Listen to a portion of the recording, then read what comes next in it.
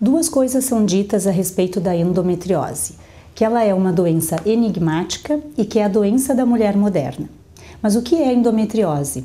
Endometriose é a presença do endométrio fora da cavidade uterina.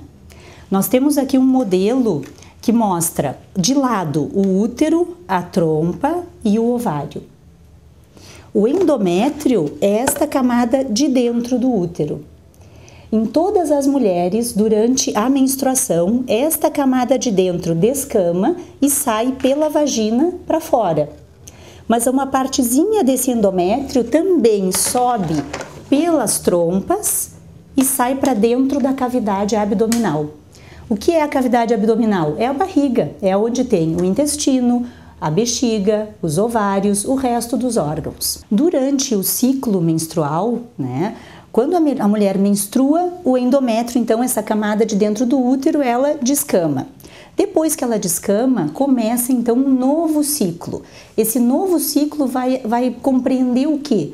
No ovário vai começar a se desenvolver o folículo, que tem o óvulo dentro. Ele vai começar a crescer, a amadurecer, e quando ele estiver maduro, ele vai sair do ovário, que é a ovulação, e vai para dentro da trompa.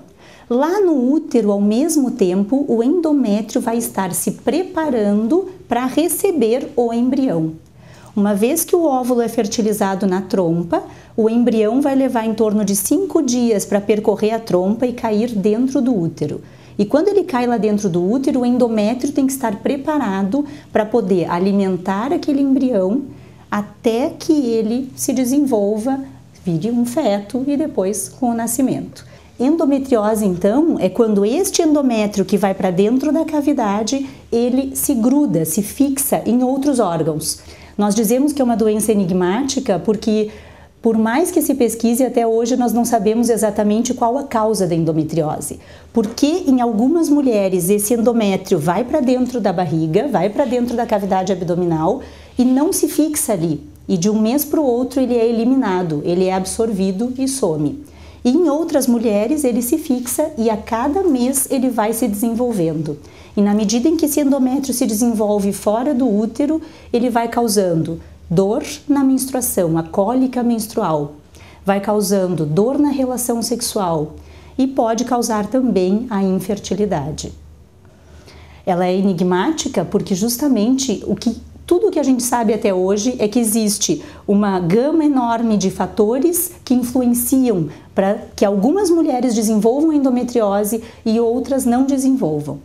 Dentro desses fatores, nós temos, por exemplo, os fatores genéticos. Nós sabemos hoje que as mulheres que têm mãe ou irmãs com endometriose vão ter 6 a 8 mais vezes de chance de ter endometriose também. Além dos fatores genéticos, se pensa muito em fatores imunológicos, sendo que alguns estudos até indicam a endometriose como uma doença autoimune, tentam fazer uma comparação, como por exemplo as doenças como lúpus eritematoso sistêmico e como artrite reumatoide. Então seria uma doença em que o próprio organismo, a defesa do organismo não estaria funcionando de maneira adequada e por isso então desenvolveria a endometriose. Bom, a endometriose ela ocorre na idade fértil da mulher, A imensa maioria vai ser em torno dos 30 aos 40 anos. Algumas vezes podemos ter endometriose em adolescentes e quando a endometriose ocorre antes dos 17 anos, uma das coisas que nós precisamos pensar são em malformações do aparelho reprodutor, como por exemplo o ímen imperfurado e o septo vaginal, que seria o quê? Uma membrana na vagina que dificulta ou impede o escoamento do sangue para fora. E aí então propiciando o sangue a retornar para dentro do abdômen e com isso aumentando a chance da endometriose. A endometriose é dita como a doença da mulher moderna. Mas isso, na verdade, não é porque ela tenha sido descoberta há pouco tempo. Os primeiros relatos de endometriose, eles são de 1860. Claro que naquela época não era chamado endometriose, mas de lá para cá vem se estudando esta doença que hoje tem o nome de endometriose. Ela é chamada a doença da mulher moderna porque, com o passar dos anos, as mulheres cada vez mais têm postergado a primeira gestação. e além de postergar a primeira gestação, tem tido menos filhos.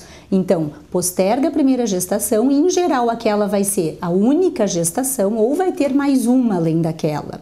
Então, se nós formos comparar as mulheres do início do século XX, elas menstruavam em torno de 40 vezes durante toda a sua idade fértil.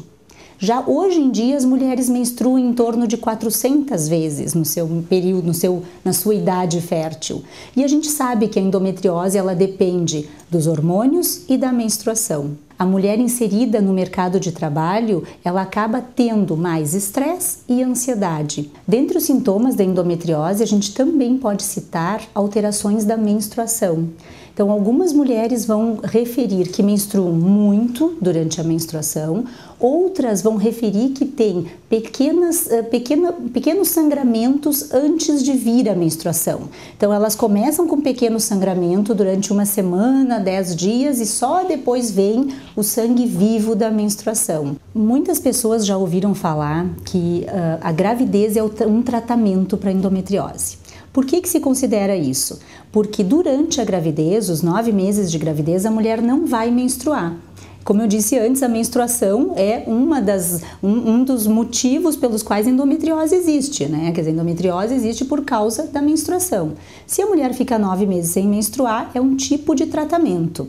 Uma vez que ela tem o filho, o ideal é depois de ter o filho e depois de amamentar, porque durante a amamentação ela também não menstrua.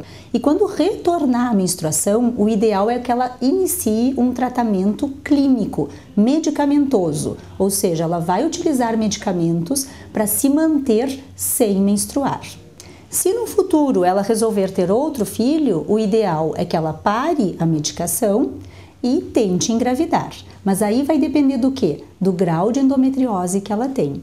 Em geral, na endometriose grave, grau 3 e 4, o ideal é quando ela para as medicações já programar a gravidez, ou seja, fazer uma técnica de reprodução assistida ou algum acompanhamento médico para que ela engravide o mais rápido possível, porque nós sabemos que quanto mais tempo ela ficar sem medicação, maior chance da endometriose retornar. Existe então uma associação entre a endometriose e a infertilidade, isso nós já sabemos.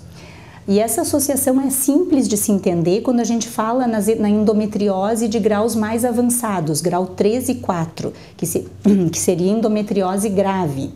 Nesses casos, ocorre que a endometriose começa a distorcer toda a cavidade pélvica, ou ela obstrui as trompas, ou ela faz com que as trompas fiquem grudadas no intestino, grudado na bexiga, e com isso dificulta então que o óvulo que saia do ovário vá para dentro da trompa. Quanto ao tratamento da endometriose relacionada à infertilidade, duas coisas a gente tem que levar em consideração. Uma é a idade da paciente e a outra é se existem ou não outros fatores associados à infertilidade. Então, por exemplo, uma coisa é a paciente chegar e fazer toda a investigação de infertilidade, não tem nada, não tem nenhum outro fator, só endometriose. E a outra coisa é, além da endometriose, tem uma alteração do marido também. Então, a gente vai direcionar o tratamento de acordo com o tipo de alteração. O tratamento da endometriose para infertilidade, ele pode ser dividido em dois. Ou cirúrgico, que seria a videolaparoscopia, mais comumente hoje em dia, ou as técnicas de reprodução assistida. Quando esses exames me mostram que realmente a minha suspeita é provável que seja mesmo a endometriose, em princípio eu poderia já iniciar o tratamento. Não necessariamente eu teria que fazer uma videolaparoscopia e ainda confirmar se é. Mas o que acontece é que muitas vezes a paciente tem sintomas de endometriose, ela faz todos esses exames e todos esses exames dão negativo, ou seja, não mostram nenhum indício de endometriose.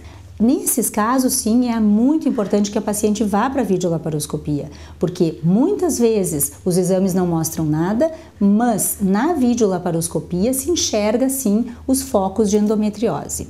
Sempre que se enxergar focos de endometriose na videolaparoscopia, se deve retirar esses focos e mandar para anátomo patológico. Então, aquela paciente que tem endometriose leve, ela indo para a videolaparoscopia, ela consegue primeiro fazer o diagnóstico se realmente ela tem endometriose ou não, porque o diagnóstico, única forma da gente ter certeza se alguém tem ou não endometriose é pela cirurgia, pela videolaparoscopia, né? E além disso já fazer o tratamento da endometriose. E com isso, chegar até 50% de chance de gravidez após a cirurgia. Um outro enigma da endometriose, e que tem sido bastante estudado, é justamente se todas as pacientes com endometriose deveriam fazer videolaparoscopia e fazer o tratamento cirúrgico, mesmo aquelas que vão para a fertilização in vitro depois, ou se a gente poderia ir direto para a fertilização in vitro. Se a cirurgia iria melhorar o tratamento da reprodução assistida depois ou não. Tem vários estudos que mostram que sim, que o ideal seria fazer o tratamento cirúrgico por videolaparoscopia antes e depois, e isto faria com que se tivesse maior chance de gravidez na reprodução assistida, nos tratamentos de fertilização in vitro. Mas tem outros estudos que mostram que não faz diferença. Uma coisa importante é que a mulher que tem endometriose, ela já tem por natureza uma diminuição da sua reserva de óvulos. E isto, muitas vezes, durante a cirurgia videolaparoscópica, dependendo da quantidade de endometriose que vai se retirar dos ovários, pode, na verdade, causar mais dano do que ajuda, do que vantagem para aquela paciente que vai para a reprodução assistida. Vale a pena lembrar, então, que aproximadamente 10% das mulheres que têm endometriose vão ter como único sintoma a infertilidade. Que nas mulheres que têm mãe ou irmãs com endometriose, tem 6 a 8 vezes mais chance de também ter endometriose. Que a endometriose é uma doença que só pode ser diagnosticada, só pode ser realmente confirmada por videolaparoscopia e que ela não tem cura, ela tem tratamento. E o tratamento depende se a paciente tem dor ou se ela tem infertilidade. E naquelas que têm infertilidade, não deve ser utilizado o tratamento clínico com medicamentos. Deve ser feito o tratamento cirúrgico ou a reprodução assistida, que é a fertilização in vitro ou a inseminação intrauterina.